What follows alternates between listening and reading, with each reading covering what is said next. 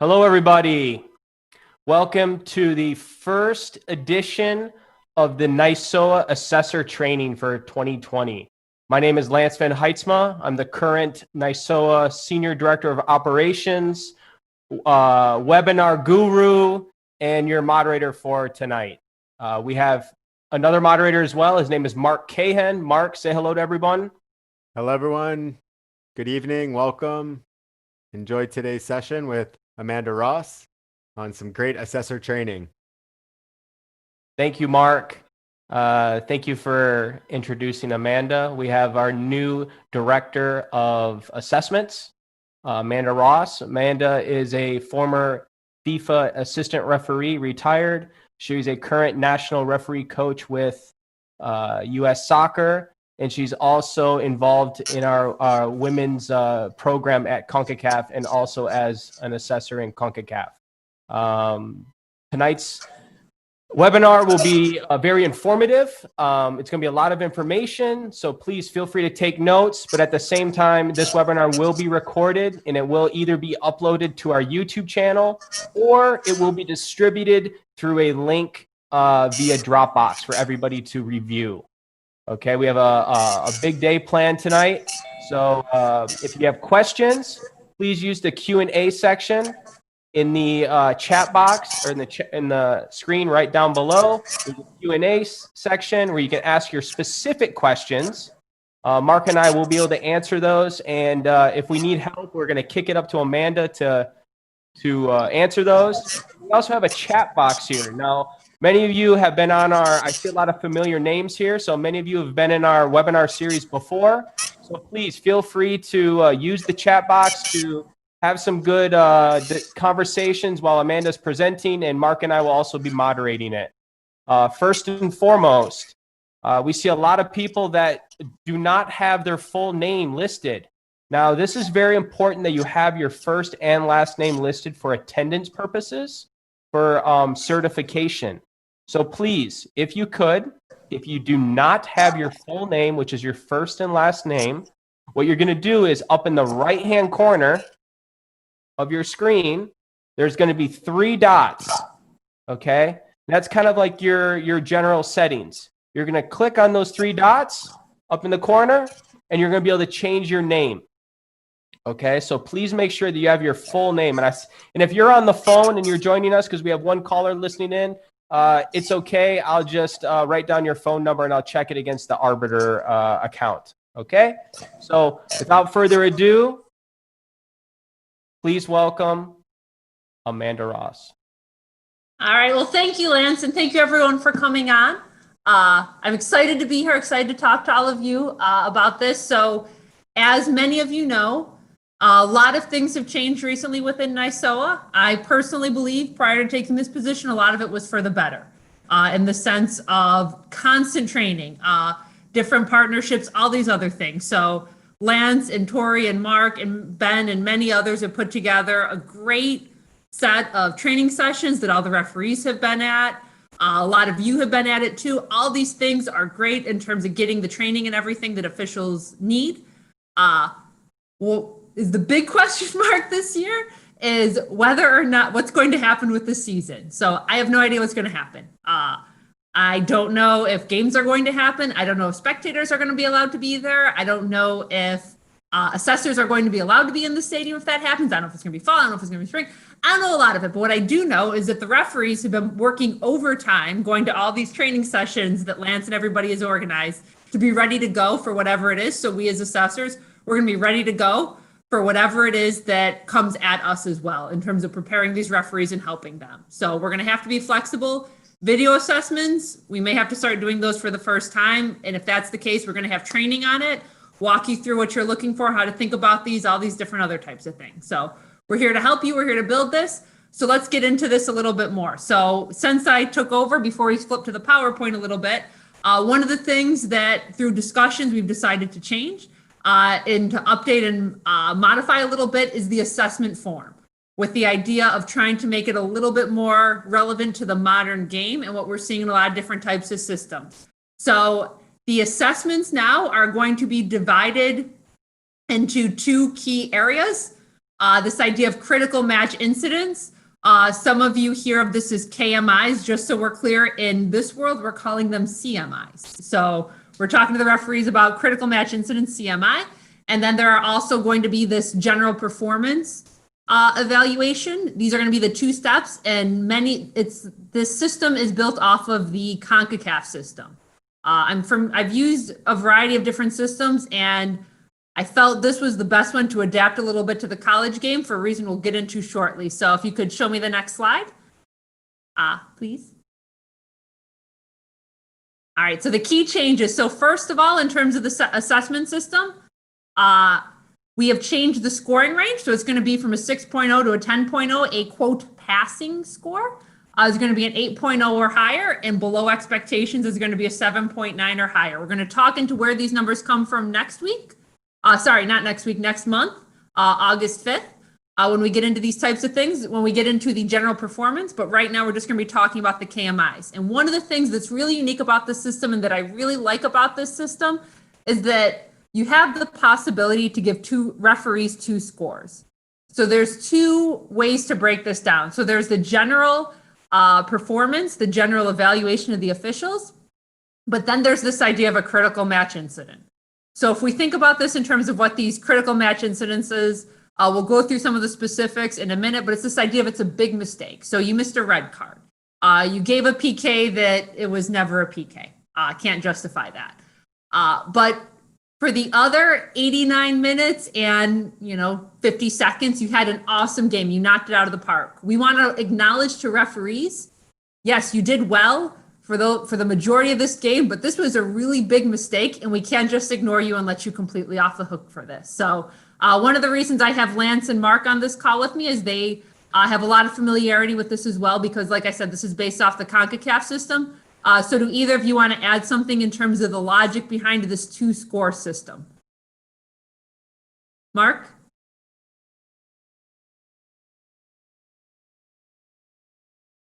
You're muted.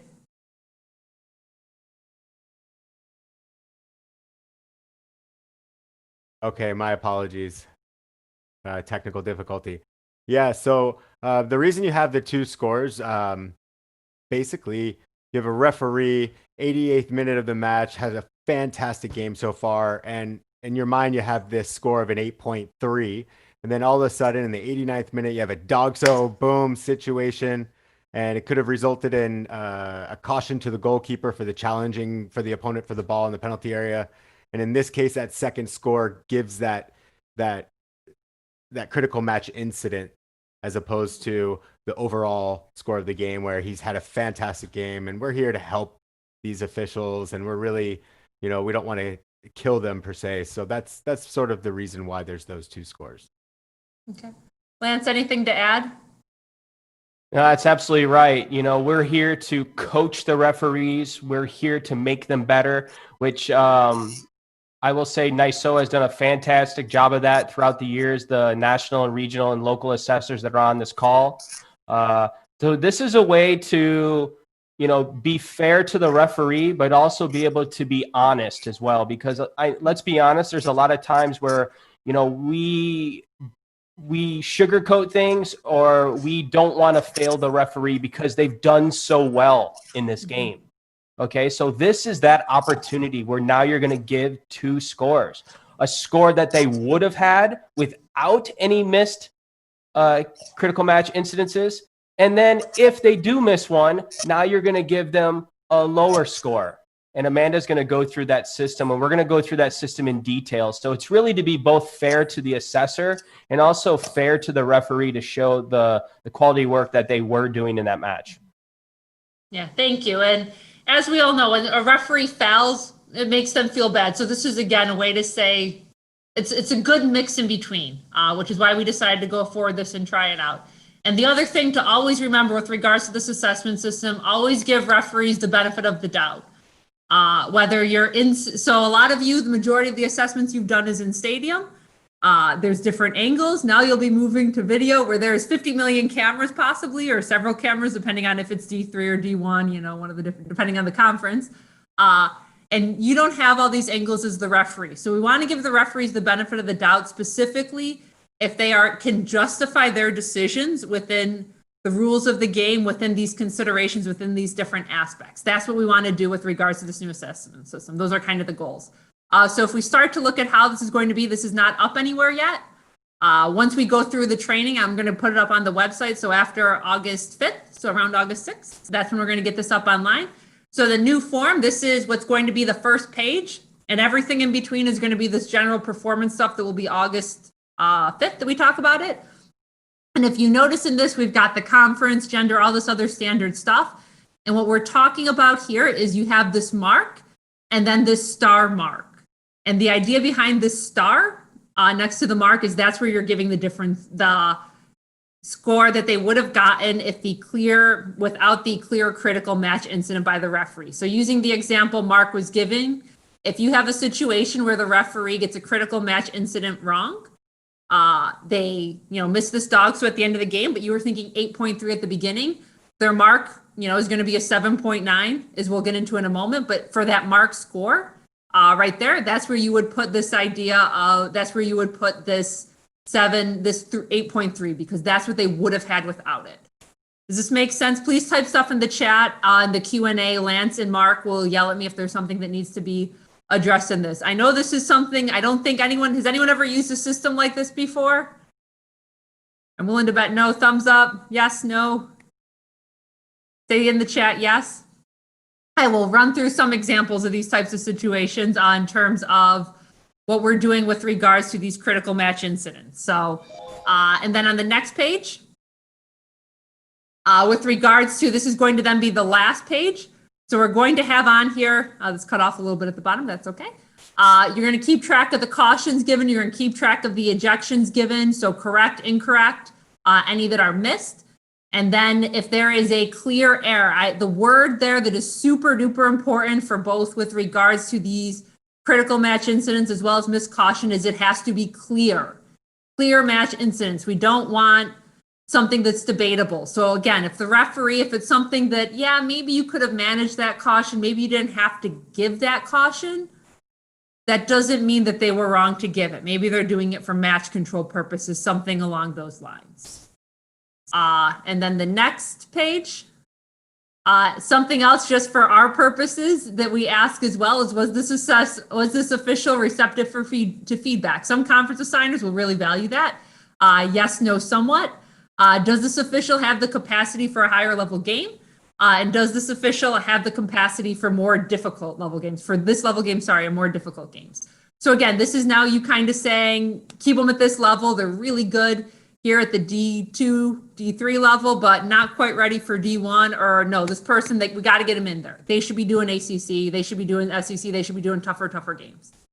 So Amanda, you mind if I jump in here too? Absolutely. For me, this part of the assessment system is extremely important, because this is where the assessment program is going to gain its credibility and validity with the referees.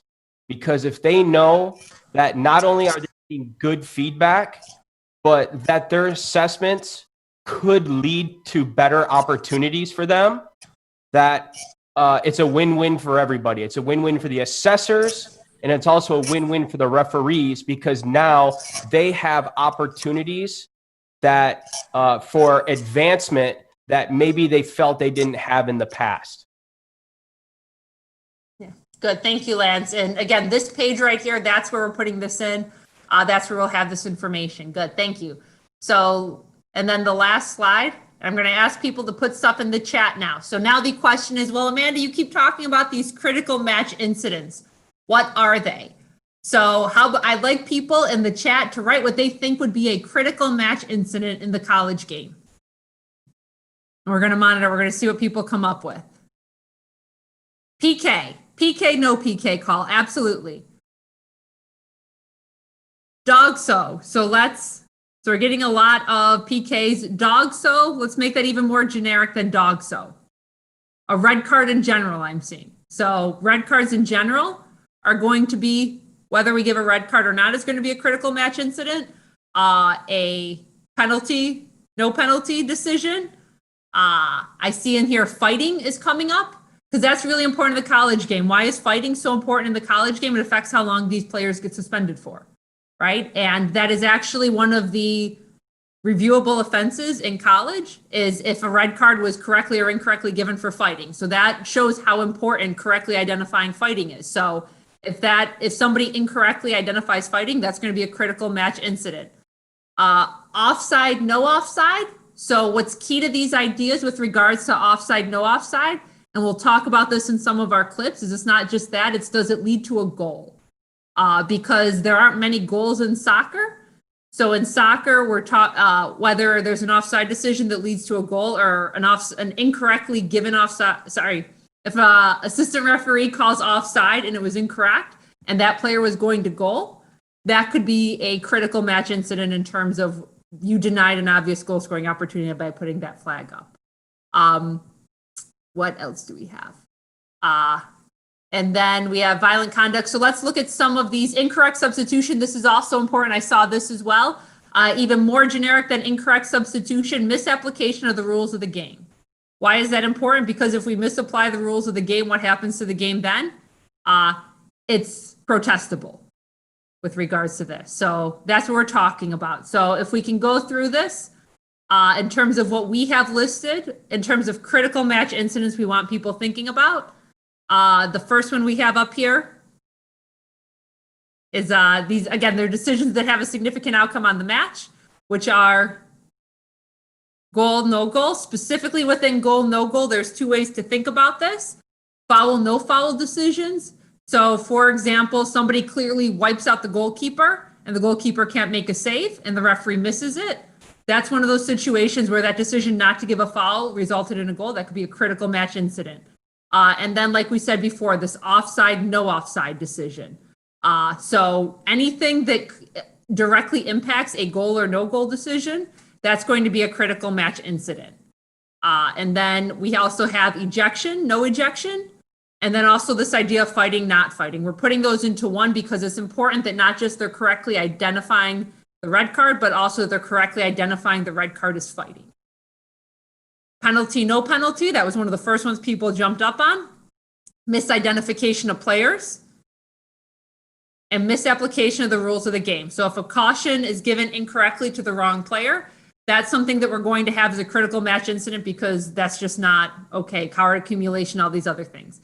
And misapplication of the rules, anything that makes this protestable. We screw up the substitutions in a way, and then we can end up with a disaster in terms of this. So these are what we have as the critical match incidents.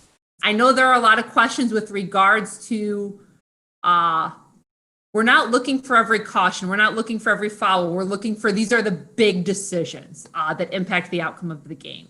So let's look at some clips and we'll do some polls on whether this is, on whether these are critical match incidences or not. So we'll look at the first one.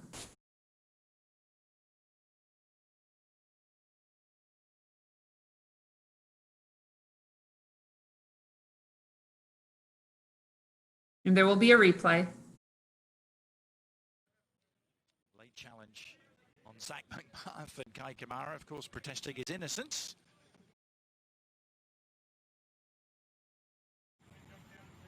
I was a teammate of Kai Kamara with the Columbus Crew at one point. You taught him everything you knew, didn't you? Well, if you're ever in a This was one of the things you taught him, I suspect. it's clearly a yellow card. He's late.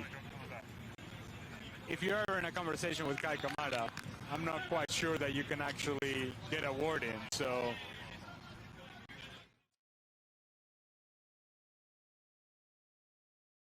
All right, so the question now, if we can get the poll up, please. All right, so is this a critical match incident or a match critical incident? Yes or no? So go ahead and vote on your computer. In the poll, not in the chat, please. And then we've got about 75%. We'll see this. See the results.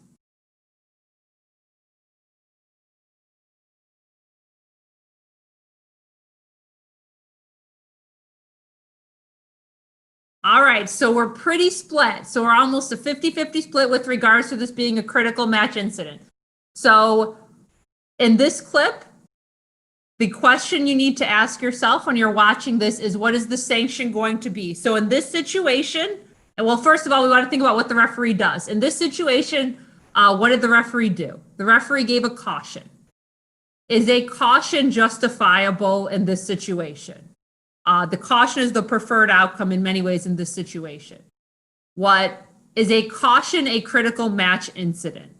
There are a lot of cards given in a game. There's a lot of cautions given in a game. The argument for why you would want this to possibly be a red card, the only reason you would want this to be, a critical match incident, is if when you're looking at this, you're talking to the referee and you see this is a red card. And if you look at, and if we can pause it a little bit. If we look at the point of contact, this player comes in late. It's the goalkeeper. We know players get a little angry about the goalkeeper and he steps on his foot.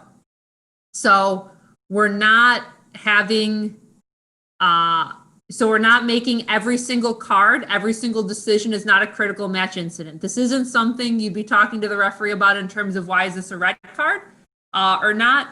So in this situation, this would just be a yellow card. This would not be listed as a critical match incident. Does this make sense? Is there any confusion? I need to clarify this popping up in the chat or in the Q&A, Lance and Mark? No? All right, so let's go then to the next clip.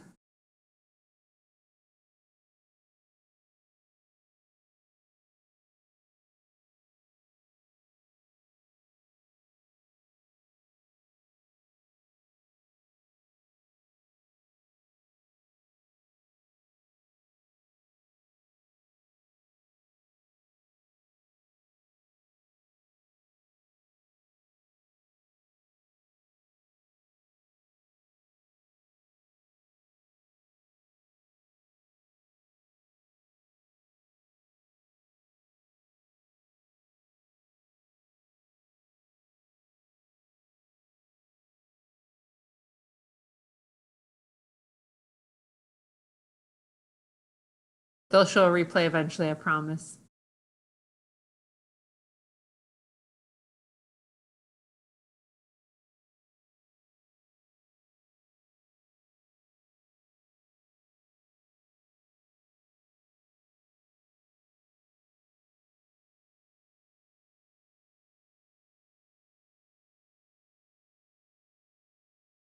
All right, so again, poll time. Is this a critical match incident?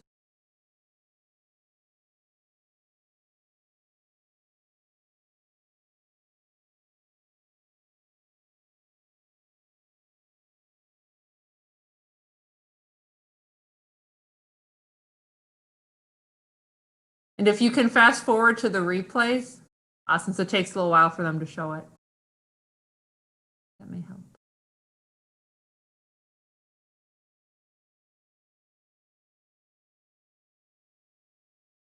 There we go.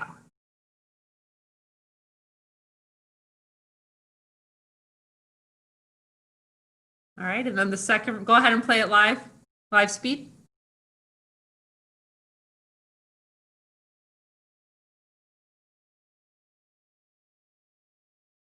So this is in many ways the best view, the best angle. All right. I'm sure many of you are waiting for this replay for this angle here before you voted on whether this was a critical match incident or not. So go ahead and vote, and when we got the majority through, let's see those results.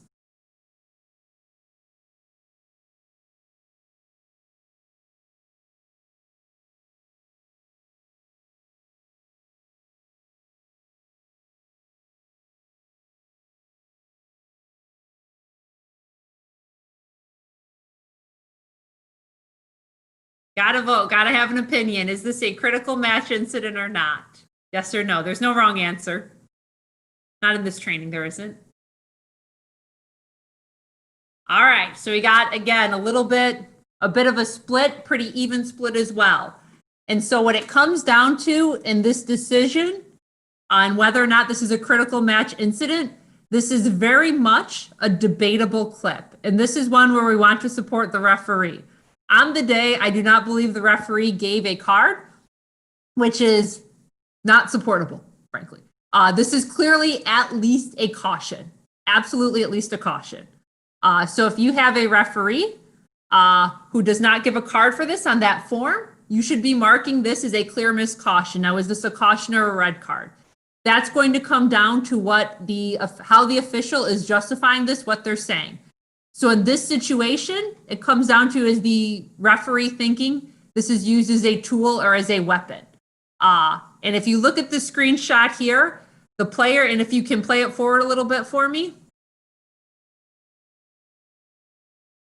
With regards to the player jumping up, the defender jumping up, is he using this as a tool or a weapon? And it can be argued both ways. He's using it for elevation. He's using it when he jumps up. Can we back it up again on this one? Back. So if you notice when he jumps up, he's jumping up into him. Yes, he puts his arm there. He's reaching over him.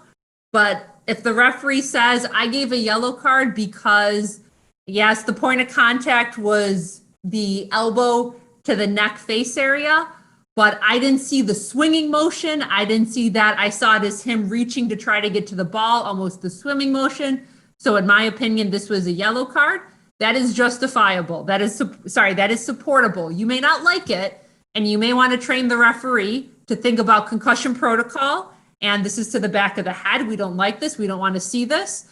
But if they're properly applying these thoughts and these considerations, we want to support them. Lance and Mark, do you have anything to add to this? Yeah, I'll just like to add one thing here. When you're discussing with the referee about how they came to their decision, take in consideration where their positioning and their angle of view is located here. Because if they're at midfield and they have a poor angle of view in a poor position, it's very hard to support the decision because they didn't get to see a clear picture of it. But if they're in a good position with a good angle of view, looking through the players with good proximity, if possible, and they're able to walk you through their considerations that we should all be familiar with on how they arrived to the decision. And it's in this gray area where it could go either way. And look at the poll, it shows that it could go either way. If they're able to do that, then we support them because we're in the business of supporting referees, but also provide them options because we know too that the collegiate game, we tend to err more on the safety of our student athletes. So walk them through the considerations, provide them options, and that right there is the teaching moment. The teaching moment is not telling them they got it wrong. The teaching moment is telling them that it is supported based on their angle of view, based on the considerations they provided, but there are other options that they can think about as well. Yeah, very good point, Lance. And something else when they're talking about the considerations, so I know Lance put in the chat tool versus weapon. If the referee is saying, oh, I had it as a yellow card because I felt he popped his elbow at him and used it as a weapon, then maybe at that point you don't want to support him because he's describing a red card and then didn't give a red card. So that would be the one point in this where you would maybe think about this a little differently. Thank you, Lance. All right, and then the next clip, please.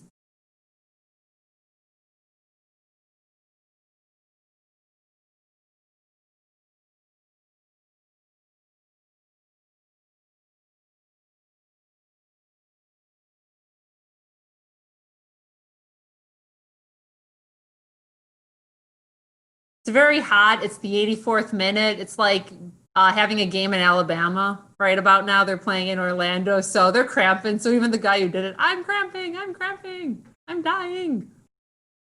Don't give me a card, I'm dying, I'm cramps.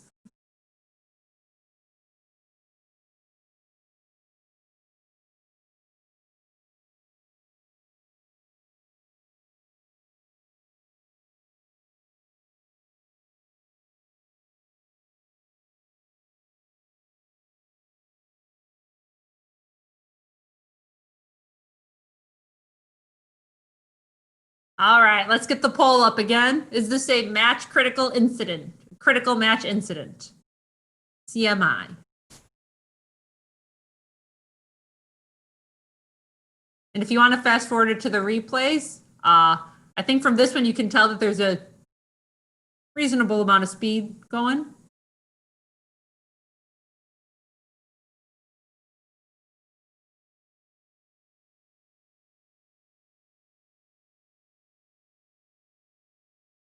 Can we fast forward to the replays?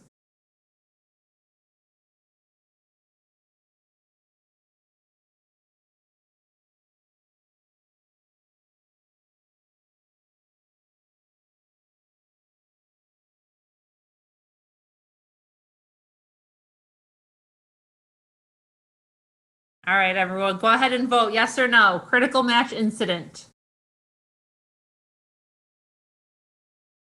All right. So we got, this is actually the least split out of all of them with regards to this being, in terms of the majority are going with no, this is not a match critical incident. So again, what it comes down to at this point is whether or not this is a red card. So if we go to the replays at the end of it, let's talk about some of these considerations. What is the point of contact? What is the mode of contact? That's going to be key to this decision here. The point of contact,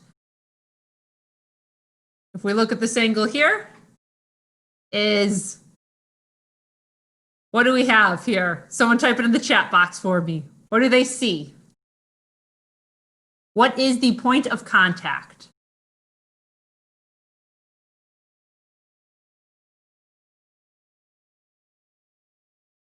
Face. The point of contact is he makes contact with the face. The studs are exposed. Is there speed? Is there intensity? In the college game, do you think we should be allowing players to go up for a challenge like this and kick somebody in the face with their studs? Is that something we want in the college game? Mark, what do you think? Is that something that college players should be doing on a regular basis?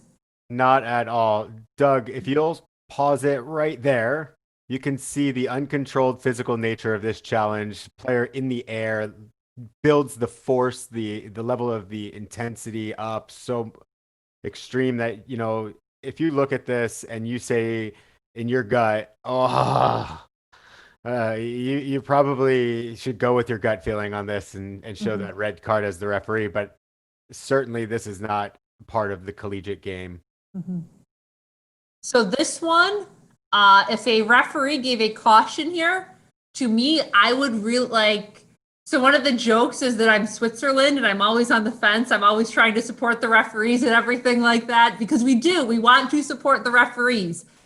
I really, really struggle to support anything but a red card in the collegiate game at this one. I really can't. And like Lance said, even if you have a good angle of view, at this point in time, we got to start getting you on these considerations, because we cannot allow at the collegiate level for a player to be going in like this. So in this situation, this is a critical match incident because this is a red card decision. And in this situation, I don't know, I don't remember exactly what happens, but in this situation, if the referee incorrectly does not give this red card, then that means that they're starting at a score of a 7.9, and we may have these two different scores thing. All right, Lance, anything to add on this, or we're good? Good. All right. Fabulous. All right. Does this make sense to everybody? So this would be a situation, if the referee gets it right, you give them kudos. You mark this down as a correct critical match incident. Gave a great red card. Awesome. Thumbs up, pat on the back. Couldn't be better. If they miss this, then we give them potentially these two scores, where the score they can get the highest is a 7.9. All right, then next clip, please.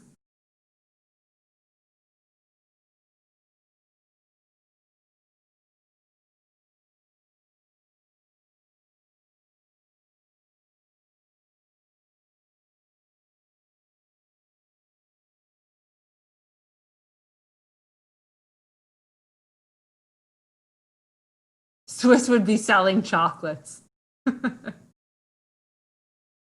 Not this time, maybe a different one.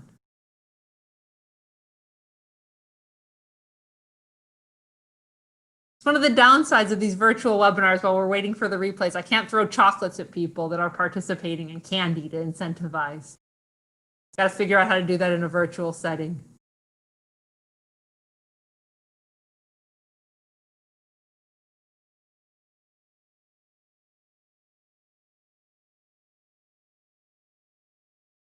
At some point, the ball will go out of bounds.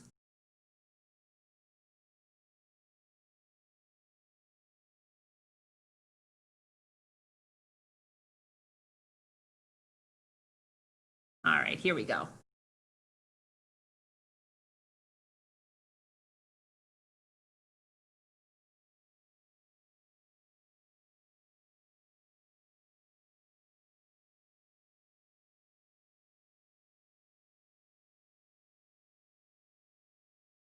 All right. So this situation, this is on me, not on Doug, with regards to this is a penalty area decision. So this is a critical match incident, is whether or not to give a PK here or not. I'm changing the question on the poll. Sorry, Doug, it's my fault.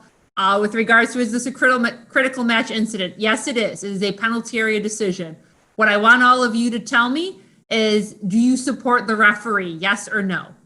With this decision to not give a penalty kick. Sorry, I'm changing the poll answer. Some of you may have put in an answer already. It's on me. All right.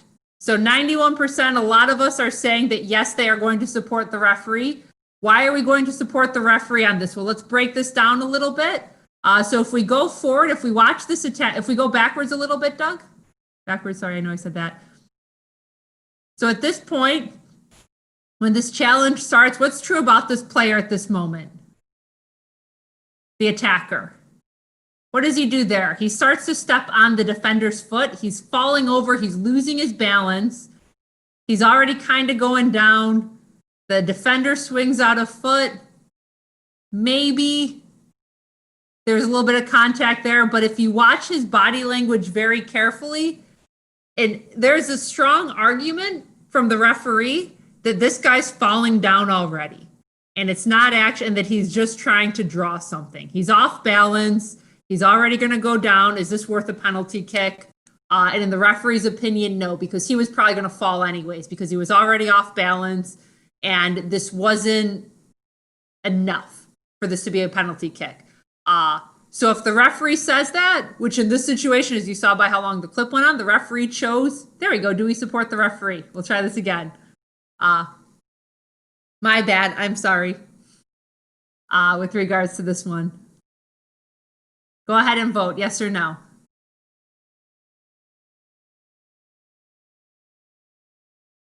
My cat Billie Jean's making an appearance soon. She's in my lap.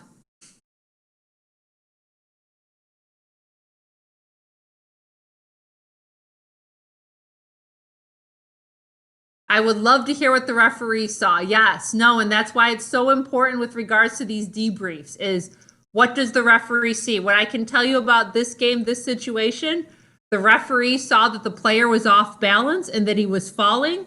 And if you watch him, it looks almost like he felt like he was just dragging his feet. Almost at this point, he's leaping and there's barely been any contact made. So that's what the referee on this day said. And is that supportable?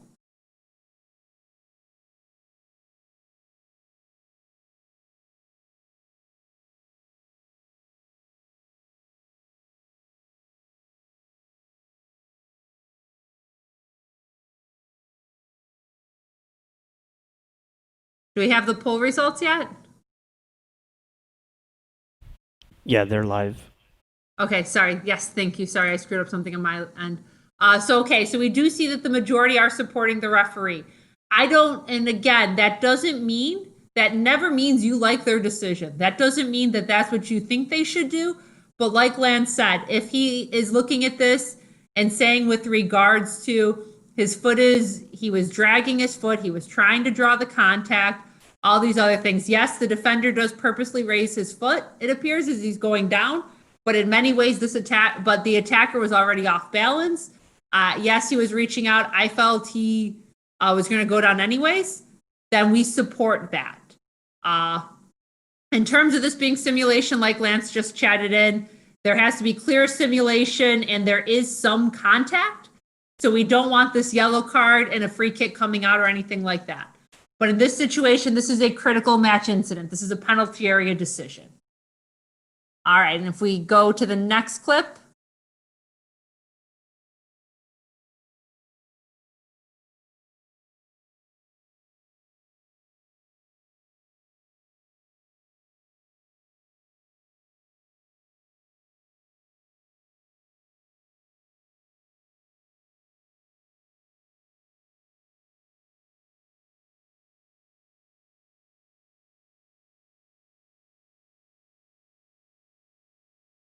I'm not going to go to the poll on this one. We're going to close off the poll on this one. I've changed my mind. I don't want it on this one. This is a critical, I'm fickle like that. This is a critical match incident because it's a penalty area decision. But in the interest of time, if you're watching this, yes, there is some contact. Is this normal contact for soccer? And this is normal contact. It's expected. Yes, there are two players coming in. But in terms of supporting this referee with his no PK decision, absolutely, we should be supporting him with regards to this. So let's go to the next clip, please.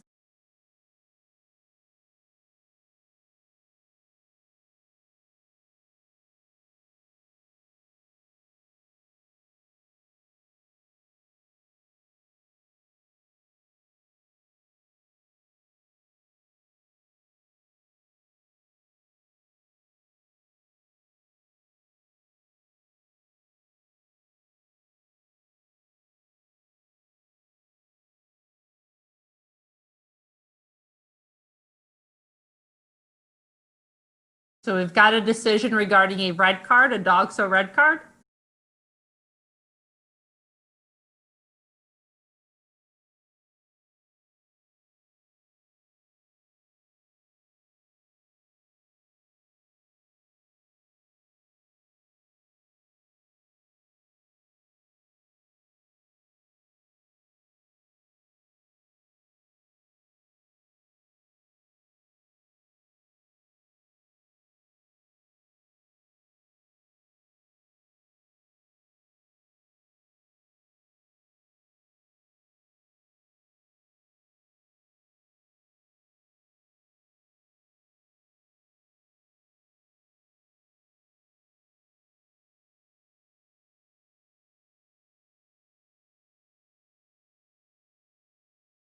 All right, so go to the poll. Is this a critical match incident?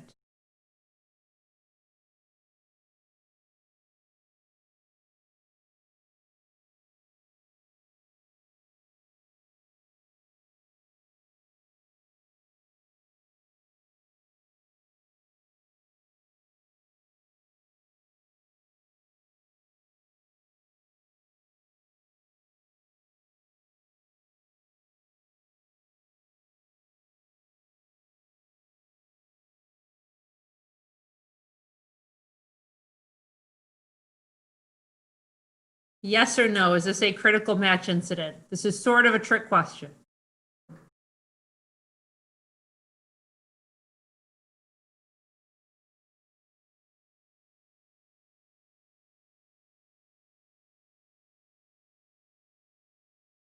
Gotta vote, gotta have a decision, gotta have an opinion.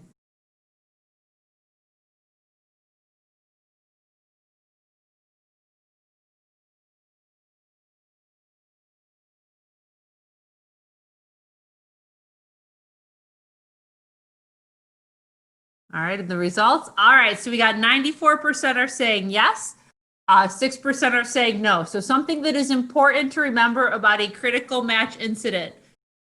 It is a situation where a red card is given. In this situation, the referee gave a red card. Therefore, it is going to be listed on the assessment as a critical match incident. That does not mean you agree with what they did. So you could, and we'll get into that in a moment. If the referee gives a red card, it is a critical match incident that needs to be reported on the match report, because in that game on that day, this referee had a major impact on this game by giving that red card, because now they're playing down and it's without the goalkeeper on top of it. If the referee gives a penalty kick, it is always, always going to be listed on your assessment form is a critical match incident. The question then is, do you think this is correct or not? Which is then going to be a second situation, a second set of problems. So in this situation, we're going to start off again with the basis of supporting the referees. Always, like Lance is writing in there, red cards given, always critical match incidents, PKs given, always critical match incidents.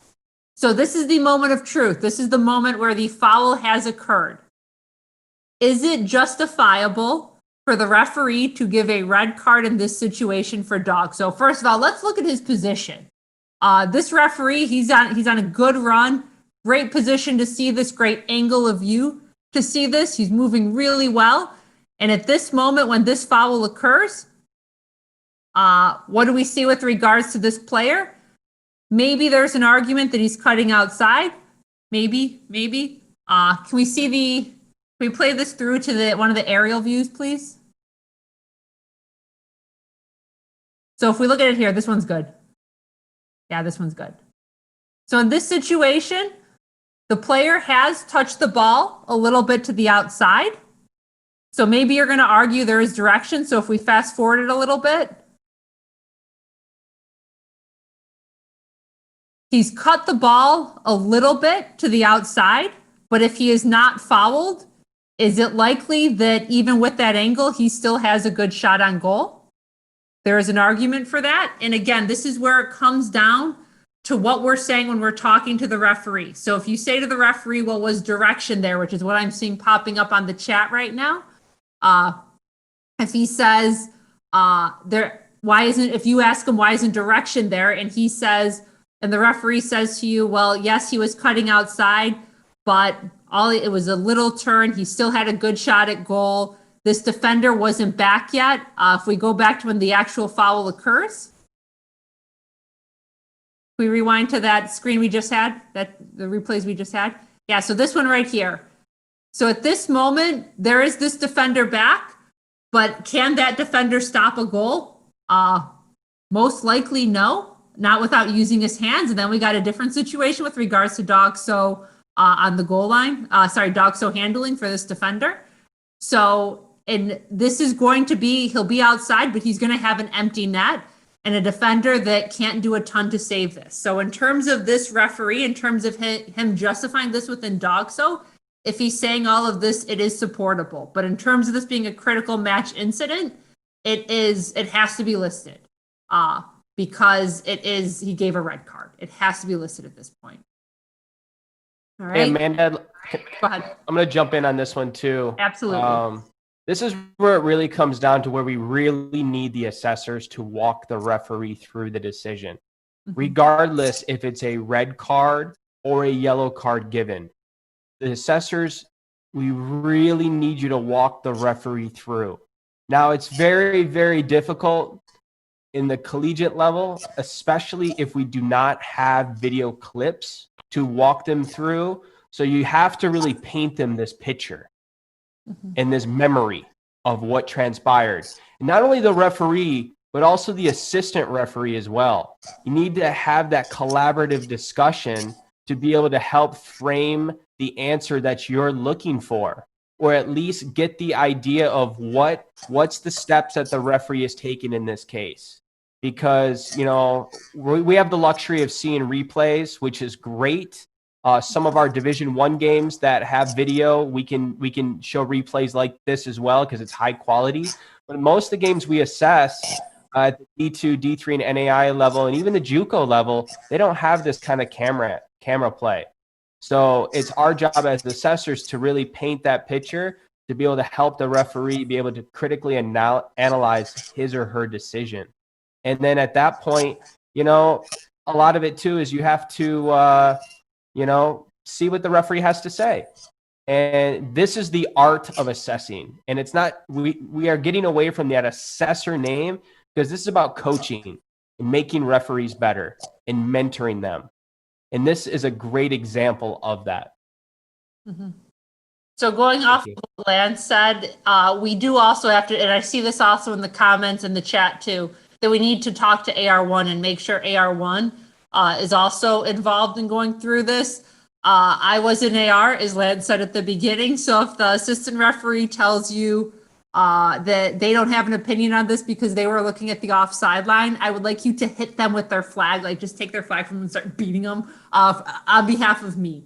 Because in this situation, there is no offside decision to be made. Do not let assistant referees off the hook and constantly say I was looking at the offside line. No opinion looking at the offside line. Like Lance said, the AR1 should be just as involved in this conversation as the referee. And it's important that we do not let them off the hook. In this situation, I was looking at the offside line results and getting hit over the head with the flag. Okay. Anyway, so not really. Don't actually do that. So, all right, let's go to the next clip then.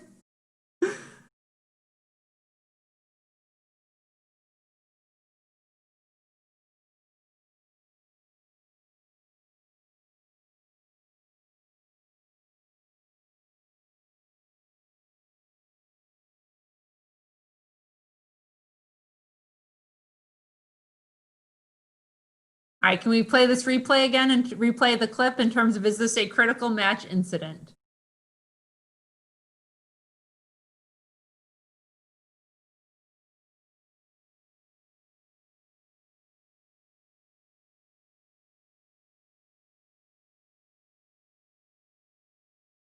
Yes or no?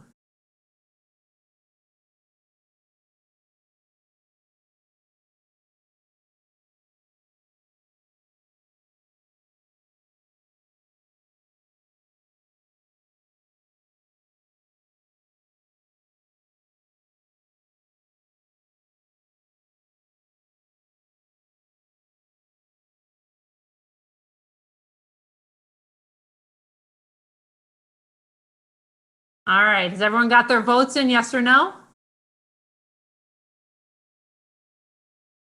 Is this a critical match incident?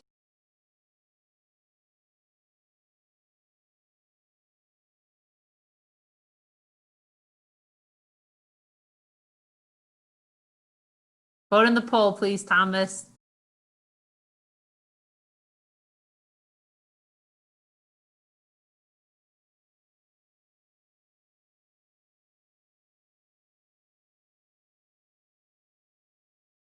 All right. Okay, so we got 61% that are saying, no, this is not a critical match incident, and 39% saying yes. So with regards to this foul, with regards to this situation, this is not a penalty area decision. We're at midfield. This is not necessarily, this is not fighting. This is not anything. The question is this a situation where the referee should be giving a red card? Should the referee be giving a card here? Absolutely. This is Spa. And if we go back to the big screen, and then if we pause it, go forward a little bit. He gets kicked out. Keep going forward a little bit. Forward, forward, forward. I'm waiting to see something very important when he falls down. Okay, there we go. All right, stop there. We're good. So in this situation, in terms of this being a red card for potential dog, so this is not, because what do we have? We've got a defender back. It's basically at midfield. This is a clear spot. This absolutely should be a caution for stopping a promising attack. However, a yellow card is not a critical match incident. So if this referee does not give a yellow card here, that is not a missed critical match incident. On the assessment form, this is clear spot. This player's got a variety of options. I don't know what else is on the screen, but he's got a lot of space. So you may want to list this as an obvious miscaution, a clear miscaution on the assessment form, but this is not a critical match incident. This is not a critical match incident because it is not a red card decision. Does that make sense what we're saying? So we're only talking about significant impacts. We're good on this one? All right, next clip then.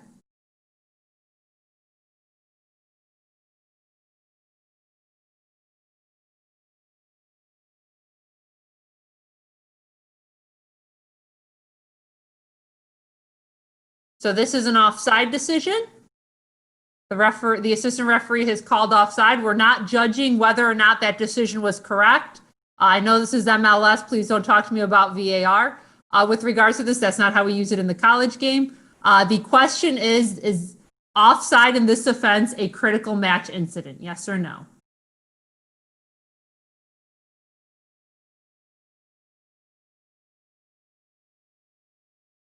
Calling that player offside, is that a critical match incident?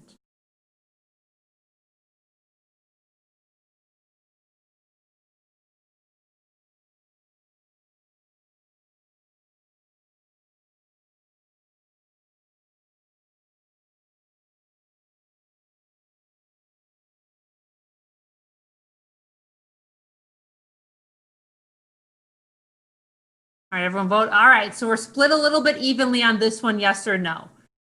So the way I like to think about offside in terms of it being a critical match incident is I almost put it with regards to if this had not been offside. Sorry, let me rephrase this. If I wasn't thinking about offside, if I was thinking about this in terms of Dogso versus Spa, and it was a foul instead of an offside offense, would I be giving a red card here? So in this situation, if this wasn't an offside, and if instead suppose that this player who runs on is fouled, would you be thinking this should be a red card for Dogso? And if we run forward with the video a little bit, you absolutely should be, because if he is not, if this player has a clear shot on goal, he's got a one touch and shot with regards to this in terms of an offside decision. So this offside decision immediately leads to an obvious attempt at goal. So in this situation, so that's the way I like to think about this. He's going to shoot almost immediately. If this offside decision is incorrect, then that assistant referee has denied what is an obvious goal scoring opportunity by putting the flag up with regards to this. And this is something we want to list as a critical match incident. Lance, Mark, do either of you want to jump in on that? No. Okay, fabulous. So they both agree with me. So if we go to the next clip then.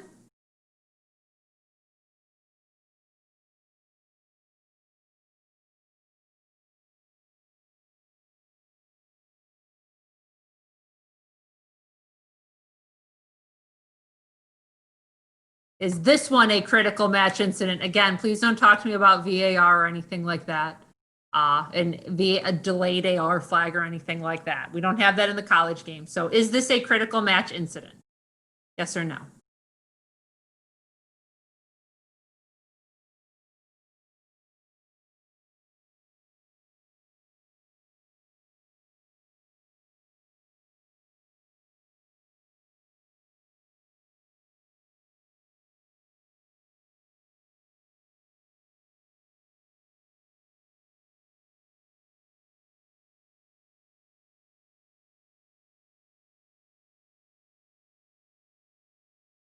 At this moment in time, do you think this is a critical match incident?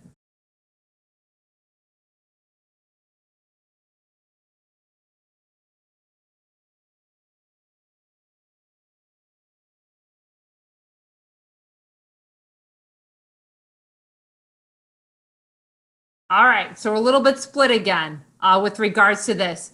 This player at this moment in time, again, we can debate if we're not talking about if the decision is correct or incorrect. We're just talking about if this is incorrect, should we be thinking about this as a critical match incident?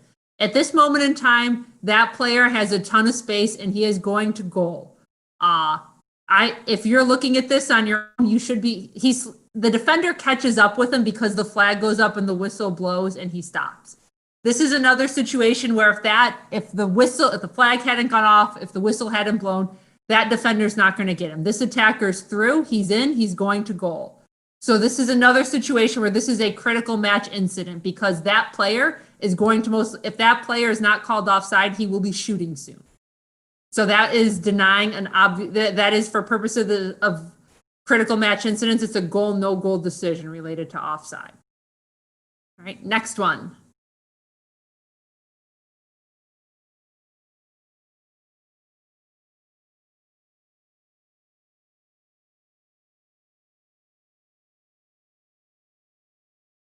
And that's the initial offside decision there.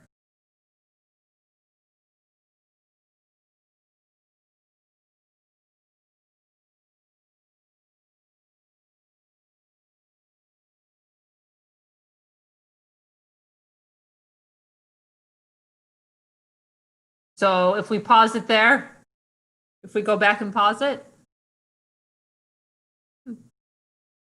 from here is good.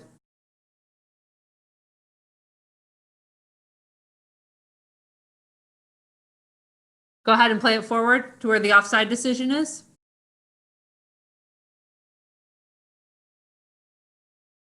And pause it there. Yeah, right. Keep going forward a little bit, forward. That's backwards, forward. Right there. Pause it. All right, does this look like a critical match incident to you? Yes or no? Can we get the poll up one last time?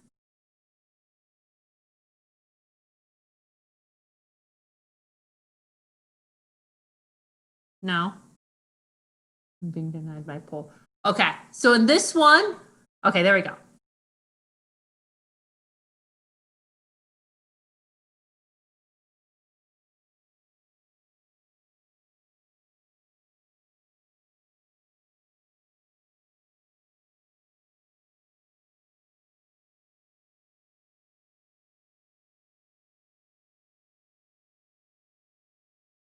All right, go ahead and vote, please.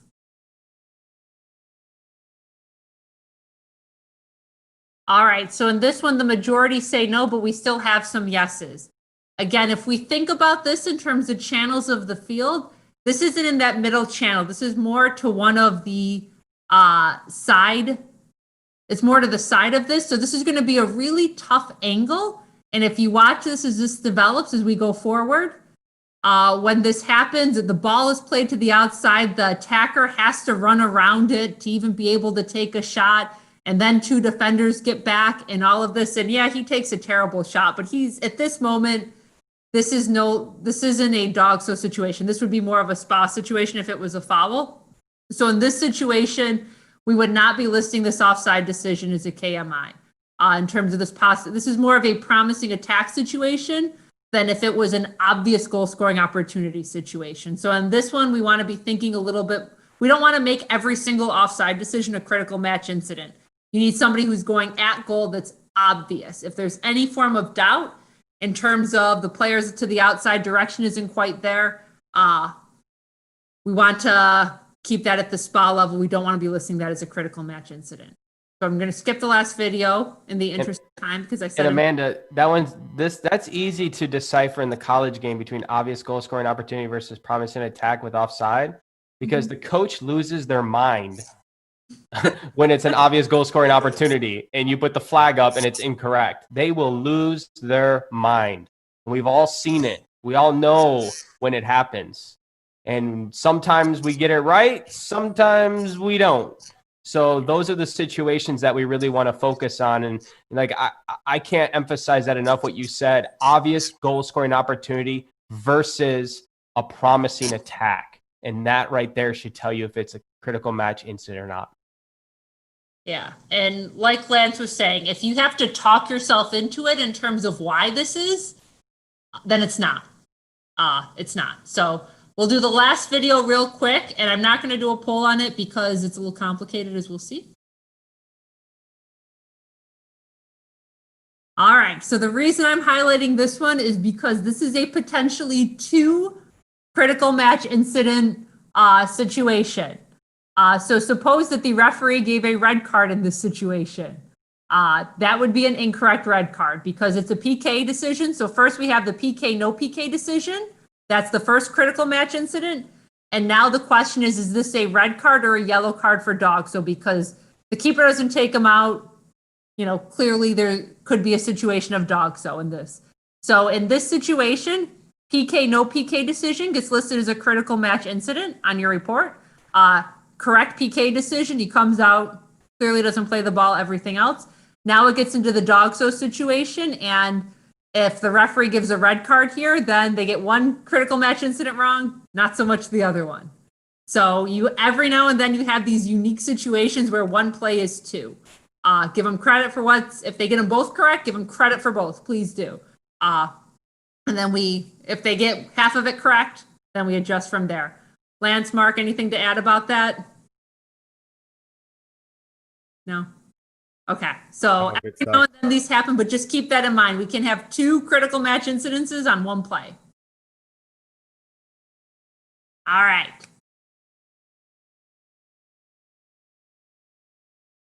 So with that, I'd like to thank you all. We can wrap it up now. I would like to thank everybody for coming on. I'd like to thank everybody for participating. There's been a ton of stuff in the chat. I'm not even going to pretend I was able to semi keep up with it. But every now and then I picked up. Hopefully Lance and Mark have been answering a lot of the questions. If you have any other additional questions, please email me. I'm happy to follow up. We will get you a list of these critical match incidents. And like I said, the form will be coming out once we've gone through the second session as well. The next session is going to be Wednesday, August 5th, same time. And on that one, we're also going to have with us John Nielsen, who is what's his exact title? He's the head of assessing for CONCACAF? Assessor supervisor. Assessor supervisor for CONCACAF. So he will be on, so he can talk a little bit more because this was based off of CONCACAF system. He's going to be a great resource in terms of talking about the logic behind this, how to think about the scoring and various other types of things and answer a lot of questions. I know some of you may not have liked that I wasn't talking about the decisions themselves. This was more about the assessment identification part of it. And it'll be the same thing next time in terms of the identification part. Lance, anything to say? Finish up. No, I mean, Amanda, I thought you did a great job. I mean, this is a new assessment system. So this is going to be challenging for all of us to be able to fully comprehend. And as we were talking about before everybody got on today, that this is a great time to roll this out. We're not changing for the sake of change, but we're changing because this is part of our strategic plan that NISOA has been extremely dedicated towards and committed to for the last 2 years and for two to 4 to 6 additional years in the future. And it's about creating this merit-based advancement system to help our officials. And I feel this is a step in the right direction. This is a very difficult system to understand at first, but once you start to get down the basics of what is a CMI and what is not, and how the scoring principle works, which is going to be shared in the future, it's going to be it's like a light bulb is going to switch on with you, and you'll be able to fully understand it. And you'll see once we provide examples, and Amanda provides examples of what the assessments look like, and John Nielsen coming on and helping out, it's going to really make a lot more sense. And you're going to see that, wow, this is really instead of me just putting an arbitrary score because I think it's between 70 and 75, now I have reasons for why the score is what it is. And the referees can understand what that score means. And the signers can understand what that means. So this is a great step in the right direction.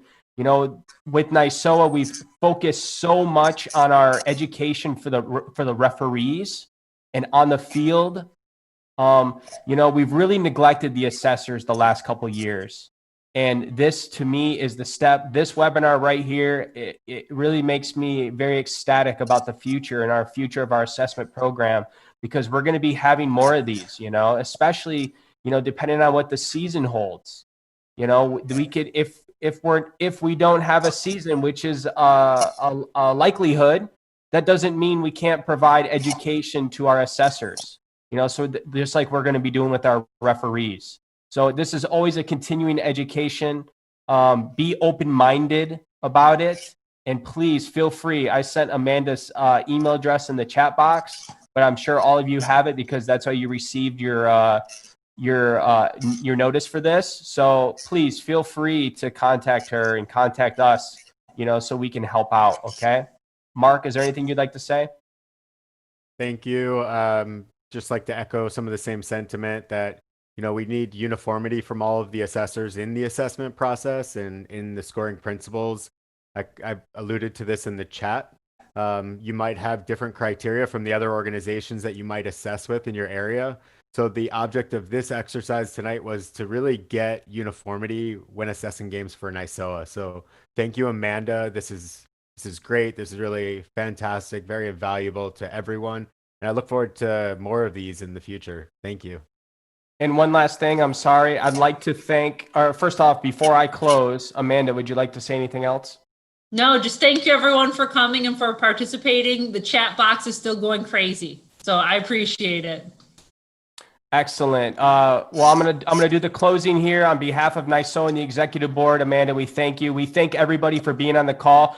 We were up to 102 participants at one point when I make my note, which I think is fantastic for a Wednesday. Is it Wednesday night? I feel like I've been on webinars every day. So a Wednesday night at 8:30 Eastern time when we started.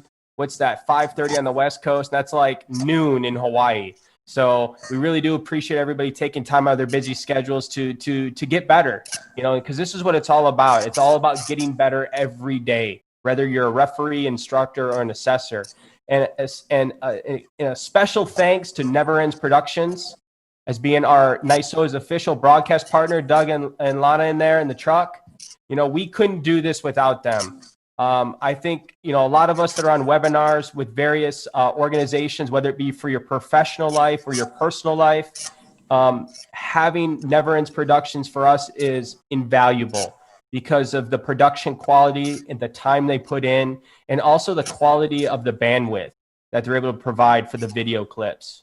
Because as many of us know that if the video quality is poor or if the audio quality is poor, it makes for a poor webinar. So we really do appreciate that. So thank you, everybody. Hang on. We had a couple questions we were going to answer live. The first one from Roy Shepard about the page 3 will be given to the referees. That's the recommendations form. So I'm going to answer that one. I'm going to say that it's still undecided. Amanda's putting together a committee that's going to be helping her make a lot of these decisions. So it's not just one person. So we will be getting back to you on that one. Okay, and then Mike Fricano had another one where it says considerations document on the NISOA website are 2 years old. Will it be updated? Yes, it will be updated. We're just fine tuning some things right now and making sure we have the appropriate and up to date information to be able to provide everybody once it's posted. Not only will it be posted, but I will make sure, and Amanda will make sure that you all receive that document personally, so that'll help you with your debriefs. Okay, so. Thank you, everybody. Thanks, Cecil Wright. Appreciate it. The next date, Amanda already said the next date. August 5th. August 5th, 8:30 Eastern time. Okay? So thank you very much, everybody. Have a great night. Excellent. Have a good one. Bye, everyone.